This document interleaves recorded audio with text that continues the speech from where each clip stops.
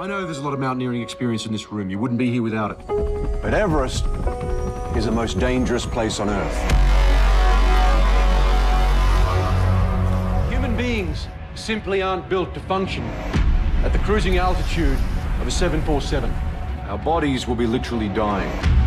So the game is, can we get you up to the top, down to the bottom, before that happens? Steady yourself! If anyone can make it, you can. I love you.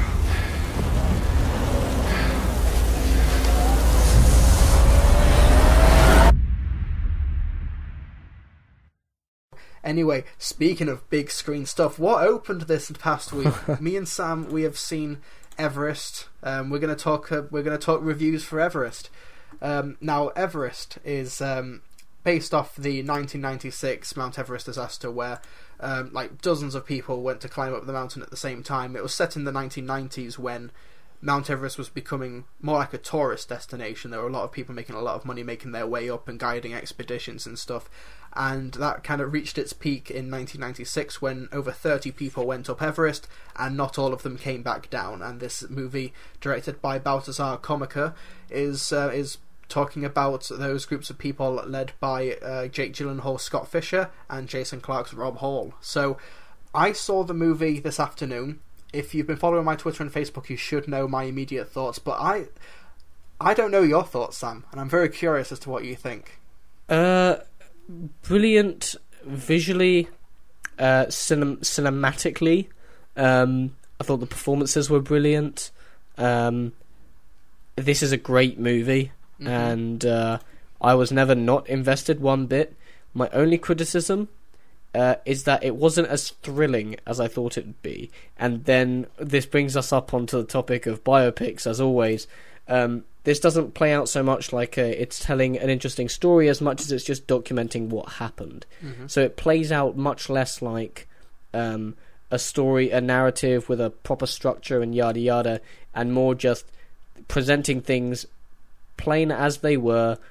But, you know, the fact that we can even present a story like this through cinema and it look as good, like there's not one bad effect. It looks amazing. The cinematography is brill, and it's really sad. I teared up towards the end, and I think anyone that goes to see this will. This is a great film. I have a couple criticisms, obviously, but besides that, this is one to go see. Everest is a harrowing movie. I was expecting some like what you were, something more thrilling or exciting, but then once the events unfold, this isn't thrilling. This is really sad and really intimidating in a sense. It was an intimidating watch. It was basically like the hand of God slapping mankind, going, "No, you're not meant to be here." That's what I liked, and my girlfriend laughed when I said this. I said it's a little bit like Jurassic Park. It's a very, you know, if you'll know what I mean, in the sense that mankind thinks they can conquer something impossible, and there is something to admire about that. But at the same time, you are trying to stand in the face of nature, and usually nature will always win. And the idea here being that we were put down here, and Everest was all the way up there, and the human body, the human mind, and everything like that is not designed to survive at that altitude. And there's a great scene early on where Jason Clarke's explaining that mankind was not meant to survive at the cruising altitude of a 747. And when you're that high, your body is literally dying. And you really sympathise, and you get what everyone's motivation is, and it's not so much thrilling as much as it is just heart-wrenchingly sad. And it breaks your heart that you know, these guys went up with the best of intentions, and they wanted to be the best people they could be. Some wanted to inspire, some wanted to do it because it was something they loved doing, and they were all incredibly passionate about it. And it's just a really sad story, and it got me right there. Right there. While not all of the characters are incredibly well fleshed out, you do get you get the broad strokes. You do sympathise with them. There's enough there for you to understand why they're doing it, and there's enough emotional attachment for like when they do die. Like I'm not gonna. I knew going into the film that 8 people died, but I'm not going to say who died or how. I'll leave that for the film itself to tell, because yeah, like, the thing about Mount Everest as a mountain, it doesn't care if you're top billed in the credits. It doesn't care if you've been nominated for awards as an actor. No, if you're going up there, you're dying. But like, and yeah, it got me attached to the characters. I won't spoil it, but there's a helicopter rescue in this film that I was not expecting, and my heart was in my throat. I didn't even expect to see a film like that in this, but a scene like that in this film. But I was thinking that Everest is this year's Gravity, and that it's just a wonderful technical achievement. But then I looked into the making of the film, and most of it was filmed on location, like not on Everest, but it was filmed in Nepal. It was filmed on mountains in Italy. Cool. They had a lot of international shooting. They went to the Santa Monica Mountains. They went to the Ötztal Alps.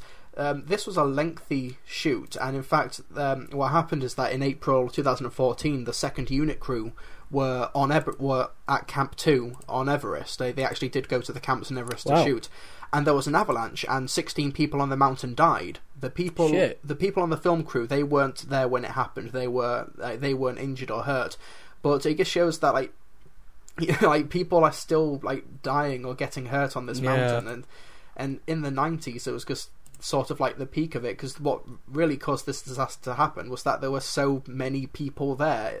So many people were trying to conquer Everest, or to summit it, as they call it in this movie.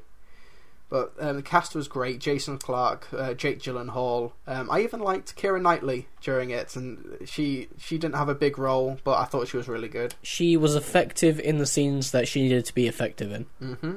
And there was also Naoko Mori, who plays Yasuko who's in Namba. Torchwood. I was spending the entire time watching, looking at her going, oh, where do I know her from? I immediately recognised her, and I was like, shit, I've not seen her in a long time. How is she doing? I've literally not seen her since she played Yoko Ono in 2010's Lennon Naked, which had Christopher Eccleston as John Lennon.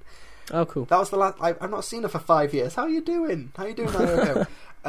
But yeah, I thought the cast was great. It looks gorgeous. I saw it in 2D because I thought I saw it in 2D. I saw the trailer and I thought that like it looks so colourful in a set. Like obviously it's mostly like blue and white. You don't want it to get darkened down. Yeah, like with the glasses.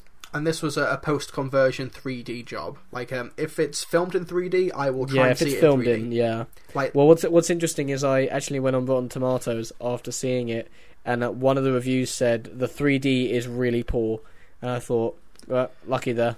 I've heard people say it's really good, but it's a post-conversion job, so it can only be so good. But I'll see The Walk in 3D, because that was filmed in 3D. There was a trailer for that before Everest. But I think that I would call Everest this year's Gravity, but I think I liked this better than Gravity. I was more attached to any of these characters than I was Sandra Bullock and George Clooney.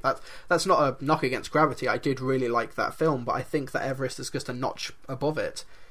Everest is, character-wise, the characters are they're better fleshed out, and they're less cliche. Even though there's significantly more of them. There's a pretty big cast. But the music was terrific. Particularly there's a scene where they have to go across a chasm on a ladder. It's in the trailer, and the music for that was just terrific. This is just a almost complete package. I don't think it's a 5-star film, but I'm struggling to think of things I disliked about it. Like I thought it was just terrific. It didn't end the way I expected it to. The last 45 minutes was just devastating to watch. It was. Yeah, I purposely didn't actually look up for the movie who died, so I was so that I could not know what was going to happen. And I tell you, there was one character in particular I thought was going to make it, and she didn't, and it broke my heart. Yeah, there was the deaths were so understated as well.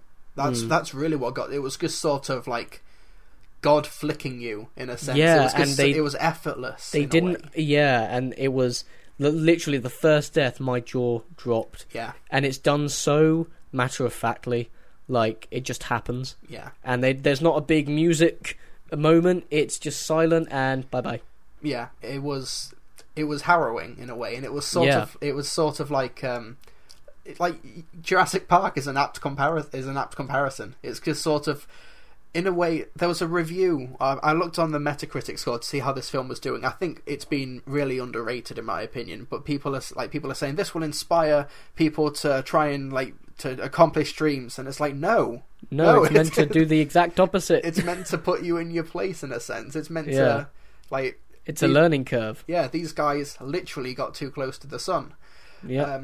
But yeah, this is one of my favourite films of the year. It's definitely one of the ones that will stick with me the most, and I'm so glad you also liked it, because I don't know if I'm just riding the high because I saw it like 3 or 4 hours ago, but I really recommend Everest. I can't vouch for the 3D or not, but it's worth seeing on a big screen. It's one of those films. Yeah. So anything else to say? No, good time. Go have a look. Oh, Go have a look. Trivia time. Christian Bale was meant to play Jason Clarke's role, but he dropped out. Thank God. Yeah, because Jason Clarke needs more work that's not Terminator related. That's I was going to say Jason Clarke took Christian Bale's job. That hasn't happened before. Oh, I didn't even realise that comparison. I just thought that was a fun bit of trivia.